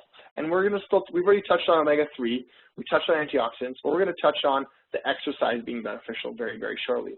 So now I want you to start thinking about Alzheimer's disease, memory decline as we age, and memory function, not just as an isolated thing, but as in context of health of our whole body. Because this is really what we're going to start developing that holistic understanding of what really causes disease. Not just one factor must be the cause, it must be genes, but there's a number of things that a lot of these common things share. So, very common herbs that benefit specifically vascular function, so ginkgo and vimpo. So ginkgo here is probably the most classical herb associated with improving blood flow, and it's been used for many years for age-related cognitive decline and for Alzheimer's disease. So basically, it improves blood flow to the area of the brain. So now the neurological cells in that area can actually increase their use of oxygen, their mitochondria function better, antioxidants in the blood can get to the brain better. It's been used in Germany for many years, and it's improved as a combination with standard drugs compared to, obviously, that's not common practice here in North America. However, the Germans, often on the cutting edge of natural therapeutics, they've integrated this natural approach with a conventional approach. Obviously, ginkgo has this propensity to sometimes thin the blood, so obviously caution if a person's on blood thinners. Secondly, and something that I am more excited about, is that the herb periwinkle, or the extract specifically in it called the positine, improves blood flow to the brain like ginkgo. However, what it doesn't do is that it doesn't impair blood flow to the peripheral vessels, which ginkgo does do. So it's almost like a sacrifice ginkgo does. With the positine or periwinkle extract, actually it increases the blood to the brain, almost like Viagra for the brain, for a lack of a better analogy. And then just after 30 days, the positine has been shown to increase memory. And I think based on the research, it has a broader function than ginkgo. It actually functions as an antioxidant. It is beneficial for nerve cells, not just of the brain tissue itself, but also of eyes, also of other neurological organs. And it actually has clinical studies showing that it improves the permanent storage of memories. AOR has a product called Vimpo-15, which provides 50 milligrams of the positine, and it's also was in our OrthoMind formula. However, now we just have the standalone product, Vimpo-15. So two very powerful herbal supplements that can, through cardiovascular blood flow, can improve neurological and memory, the neurological health. So I do want to touch on a very important point, very important treatment target, and that's blood sugar. Again, like with Alzheimer's, one of these epidemics that's occurring is diabetes in the population. And the reason that diabetes is such a problem is that these advanced glycation end products, that high amounts of uncontrolled sugar, glucose in the blood, they actually will damage proteins. And again, that damage will decrease the function of those blood vessels, of nerves. So that's why people that have high amounts of glucose in their blood, uncontrolled diabetes, eventually will lose function in their fingers, lose function in their toes, lose function in their eyes, in their eyesight, because these are small blood vessels that are being destroyed by the interaction between the sugar and the vessels, what causes the advanced glycation end products. And now specifically looking at the research, having high insulin levels, which pretty much means that you are not able to control your blood sugar anymore, so that's what happens in type 2 diabetes, is that you have a 1.5 to 2 times risk increase for Alzheimer's, dementia, and also there's other factors of decreasing cognition directly and actually activating microglia. So again, we see how microglia and the immune cells now are starting to play a role in a number of different things, and there might be a number of different activation factors, not just the viral components, to possibly this theory with immune cells. And it's important to point out that sugar itself is a very neuroactive molecule. The reason why sugar is addictive, sometimes to the point of very similar to, let's say, caffeine or drugs or opiate drugs, is that sugar actually increases the secretion of the feel-good amino acid, tryptophan. And tryptophan is being secreted when there's high amounts of sugar. So that's why people feel good after they crave that sugar and they eat that sugar, and that's why it's often so difficult to break that cycle of obesity and diabetes. So don't discount how powerful sugar is, and in this case, everything I would say, you want to keep the levels of sugar as low as possible. So then, hence come in some supplements here. Some B vitamins. We've already talked about B6, B12, and folic acid. Let's talk about thiamine, B1, and specifically the active forms of B1. So salbutamine has recently been shown to be the brain active form of B1. And what B1 does is that basically it converts the AGEs, or the advanced glycation end products, from a harmful form to a non-harmful form. So this is excellent in protecting the tissues, especially of diabetics. So if you have high levels of blood sugar, then B1 in the active form of benfotiamine or salbutamine, like in AOR's new active B1, which just came out in the fall, would be a very effective strategy to minimize this damage. Also, as we mentioned, lipoic acid, great for mitochondrial function, but it's also great for glucose metabolism, especially in the combination with acetyl L-carnosine. And it's worth noting that actually the R form that is found in AOR's R-lipoic acid is the most bioactive and beneficial form. So you can buy alpha lipoic acid commonly from other supplements. However, there's two forms, a 50-50 mix between L-lipoic acid and R-lipoic acid. And research shows that R-lipoic acid is the one that is bioactive, and that actually L-lipoic acid can actually impair the function of R-lipoic acid. So when you're taking alpha lipoic acid, you're taking the two competing forms together. And so actually it will actually maybe work against each other, and the effectiveness will go way down. So supplementing with R-lipoic acid, like the one that's found in R-lipoic acid from AOR, or the sustained release version of R-lipoic acid from AOR, is a very, very beneficial idea. Okay, so we've talked about some of the supplemental approaches to dementia. Let's talk about some lifestyle. And I wanted to put these in because they are so important. And for completion's sake, we really want to provide you, and I want to provide you with an understanding of what we can do on all nutritional and lifestyle levels, what we can do to improve our memory and increase our chance of going the longest period of time at the highest cognitive function. Physical exercise obviously has been linked with cardiovascular prevention, but however, physical exercise has now been directly linked with improved memory. And this is very, very powerful because we know that the brain shrinks at about 2% per year starting from age 26. But having 1 year of exercise actually increased the size by 2%. So this directly flies in the face of normal aging process.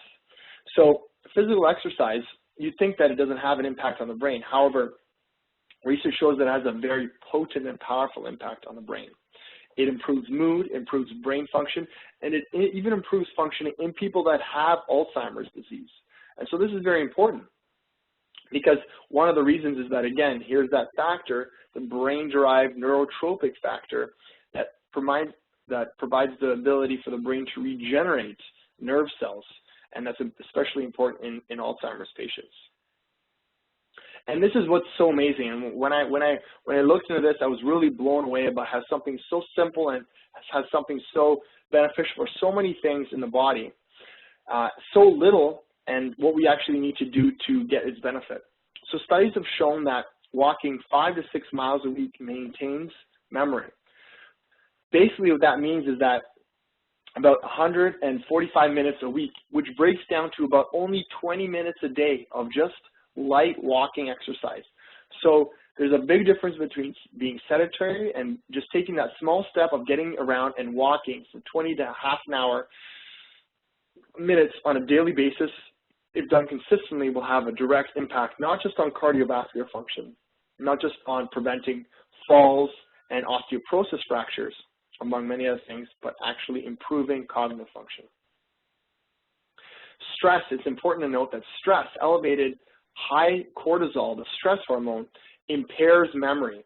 So when you are in a stressful situation, even though cortisol acutely will actually increase your memory, but if it's there for a long period of time, it actually has a negative impact on memory in many cases. You can see stress doesn't just have enough impacts on the brain, it has a number of impacts on many bodily systems, as we've already touched on. Making sure you get enough sleep. As we get older, we don't sleep as well. When we sleep, we produce very beneficial antioxidants such as melatonin, which we could have talked about also, but we just, again, so many beneficial things out there that can be used to prevent age-related cognitive decline. However, just want to point out here that sleep associated with melatonin levels improves memory, it improves the storage, because when we sleep, our memories are actually stored in our brain. It also improves our ability to cope with stress. And lastly, lifestyle is very important to point out that the positive aspect of things, meditation, yoga, deep breathing, these all boost brain function and they reduce cortisol. So these are things that we can do to reduce some of these things. Even though we may have a high level of stress, we can start learning different, very effective techniques of coping with this stress. A few more things I wanted to point out about lifestyle. Some things that are very easy to do. Light therapy. This has actually been studied to improve sleep and mood and memory in patients with Alzheimer's disease. And what I mean by that is exposure in the morning on a daily basis to bright light. So people that are often used to not going outside, not getting, obviously not vitamin D, but it's actually the light activates certain pathways in the brain. And this has to be bright, full spectrum light from sun. So what can we do about this? You can actually buy full spectrum light bulbs and put them in areas in your house where you spend a lot of time. So let's say above your kitchen, above your night bed or your nightstand, where you spend a lot of time. It'll actually provide the same UV radiation as you'll find from going outside, and this is what's been shown to be beneficial on memory. And also cognitive exercises. We touched on this in the sense that people that have the highest education obviously have pushed themselves and used their brain more. There's definitely a false true in all sorts of things. This age-old adage of you use it or you lose it is not more real than here in neurological function. Just because the brain shrinks over time does not necessarily mean that you can't stimulate new growth, and that's what cognitive exercise, that's what physical exercise does in our body. We need to stay sharp and constantly be using our faculties and our reasoning processes. Here's a few common things about our diet, because I'm sure a lot of people have heard caffeine is beneficial for Alzheimer's disease. It's preventative. And so there's a definite connection with caffeine as improving focus and decreasing fatigue, and this is with its impact on the adenosine receptor within the brain. And there is some promising evidence on memory normalizing when, even though in a process where the memory's meant to or it's thought to decrease, caffeine actually prevents it from decreasing. So far, it's stimulated some companies to produce, let's say, a gum that gives the right amount of caffeine to aid in memory. Also, caffeine is a source of antioxidants. The polyphenols in the caffeine have been shown to have a preventative antioxidant effect. So I would look at caffeine as more of a preventative approach, definitely not a treatment approach. And I would say this has to be in moderation. I would say 1-2 cups a day is what the research showed to have these beneficial effects. And here with diet, a very important point as we're coming to the end of our treatment therapeutics. Caloric restriction has had some very powerful effects on maintaining our memory, on actually enhancing our memory, just like physical exercise. A diet that has been calorically restricted by 30%. Some people may know this by its anti-aging effects of caloric restriction. And those that live the longest eat the smallest amount of calories. But actually, caloric restriction, just by a modest 30% of caloric restriction in calories in a human study, actually improved memory after 3 months, which is a very short period of time. It stimulated key receptors in the brain, reduced inflammation, and improved insulin sensitivity, which improves our ability to process glucose. So you can see that caloric restriction has, like physical exercise, has a broad spectrum of beneficial effects. Again, this highlights in the study of how after the intervention, the improvement in memory score was very, very substantial.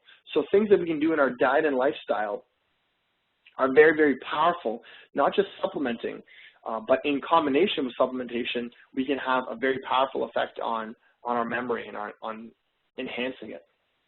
And so often a person will realize, well, so why exactly does this have a beneficial effect? And actually one of the reasons that researchers suggest is that when you reduce the amount of carbohydrates or when you reduce the amount of calories you take in, you start burning fat. And when you burn fat, it releases what's called ketones. And actually the brain is very efficient. Even though it burns a lot of glucose, it's very efficient at dealing with ketones as an energy source because the brain can burn them. The brain can use them. And what these ketone bodies do is they actually improve the efficiency of mitochondria, and to the point of some people feel that through our evolution, our brain could not have been as big as it is if we did not have the ability through times of starvation, through times of drought, we are not able to rely and function at a high level on ketones, not just on constant sources of glucose. And again, it goes to show our ancestors, the paleo diet has been a big buzzword in the last few years. And there's definitely some merit to it. But for example, the French and Northern Indians, they have a really high intake of saturated fat, almost double the intake of saturated fat compared to North Americans. Yet they have half the heart disease that we have here in North America. So why is this the case? One, again, without digressing too much, one of the reasons is that they have a lot of sources of antioxidants, fresh foods, but actually some of these fats, like omega-3s, may be beneficial. And actually, because their rates of Alzheimer's disease are so low, they have been efficient at burning ketones as a very efficient brain fuel. I think we'd be remiss not to at least briefly mention, is aluminum a risk factor for developing Alzheimer's disease? And so we're going to just very briefly talk about that. Aluminum is found in is found in drinking water. Is found in very commonly, and depending on the geography of the area, very commonly in many different things that we find in our household. And the reason that aluminum has been linked with Alzheimer's disease is that actually when the Alzheimer's brain has been autopsied, they found that there was high levels of aluminum in these neurofibrillary tangles. And so therefore, because it's being concentrated, they thought that, of course, aluminum has to have a negative effect. It's in the tangles, right? But when you look at the direct supplementation of what we normally find in our diet in terms of the level of aluminum, there's really no conclusive risk or no conclusive link associated with Alzheimer's disease. However, it is important to note that high levels of aluminum, like aluminum toxicity, are neurotoxic, and that dementia has slowed down when patients have been treated with a chelating agent, which basically means an agent that actually sucks out the aluminum out of the bodily tissue. So aluminum may or may not have a role to play. What I would say is definitely avoid it to be safe, but it's important to realize a few things. Aluminum is surrounding us in many different ways, and there's a lot of different pathways it has in our body. Typically, a lot is found in our drugs, and actually our over-the-counter medications. Our things like antacids have aluminum in it. Our vaccines, one of the big issues with that is that they were saying that aluminum as an adjuvant in it. Dental fillings, of course. But things that people don't often think about is body care, deodorants, antiperspirants have a high amount of aluminum. Now they're being concentrated in things like the lymph nodes in very, very key immune areas. And our drinking water, as I mentioned, depending on your geographic location, drinking water has normal amounts of aluminum in it. It's actually the most common metal in the Earth's crust, aluminum. So it's all around us. So is it aluminum, or is it maybe the way that the body uses aluminum? So again, beware of aluminum in baking powders, in cheeses, food additives, and obviously cooking utensils. But the key thing is that aluminum is made bioavailable and is leached in acidic environments. So if you put, let's say, an aluminum dish, aluminum cooking pan, a very acidic substance like tomato sauce, that this increases the leaching of aluminum. So I would say that, again, as we know, we want to make sure that our bodies are away from the acidic balance, and we are eating foods that are not acidic but rather promote a general alkalization of the body. And that's where a lot of naturopathic doctors get their evidence of making sure we alkalize our body.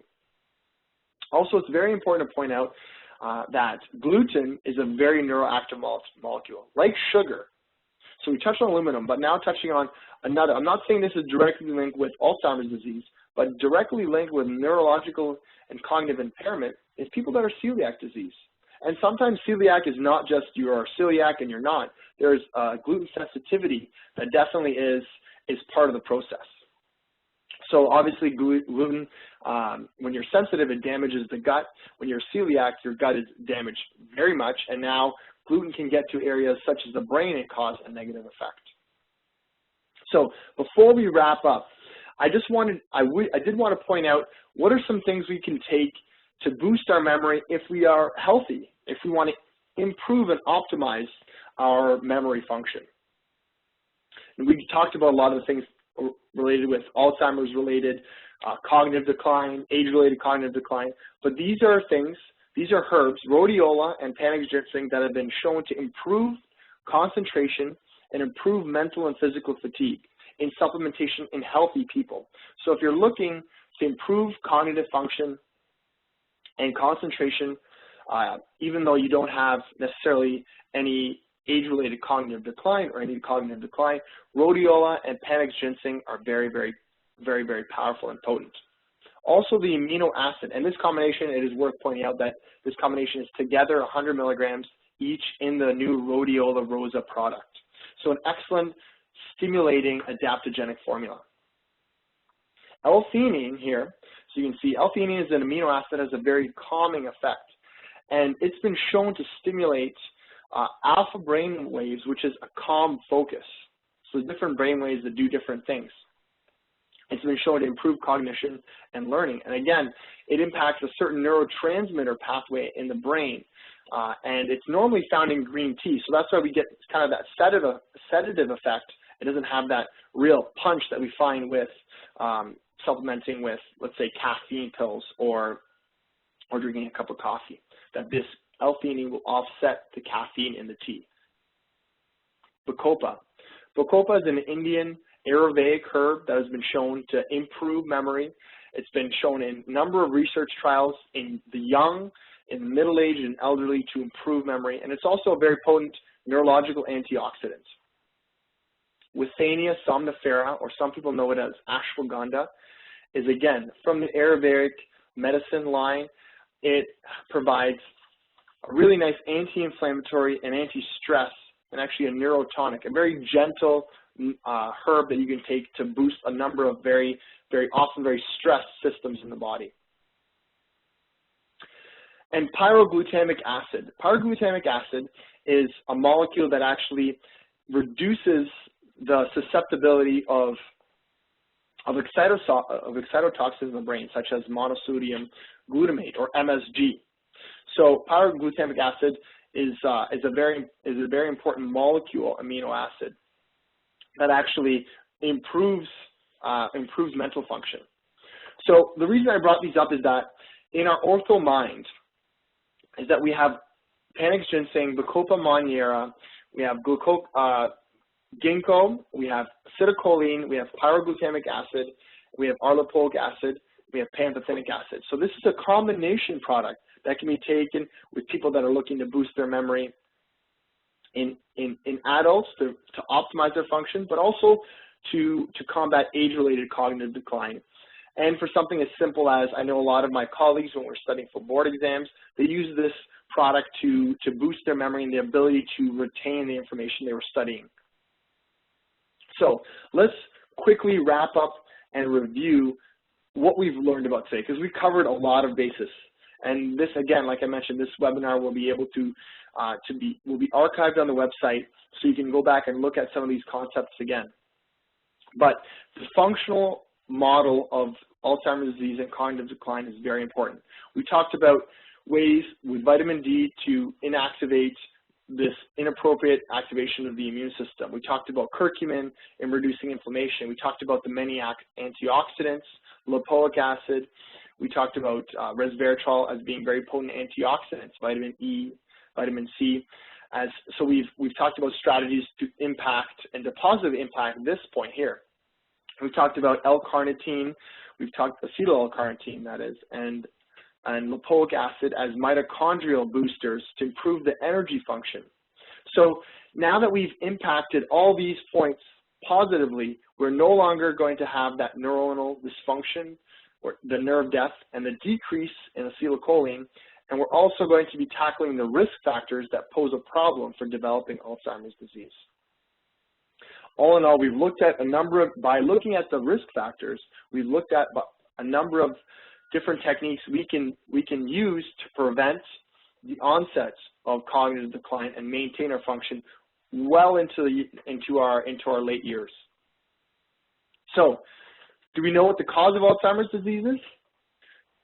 Exactly? No, but we definitely have identified what some of the risk factors are. And we've highlighted some of these key treatment strategies that highlighted again by this diagram that we've already seen, that we can really impact some of the things that have been related and linked to cognitive decline.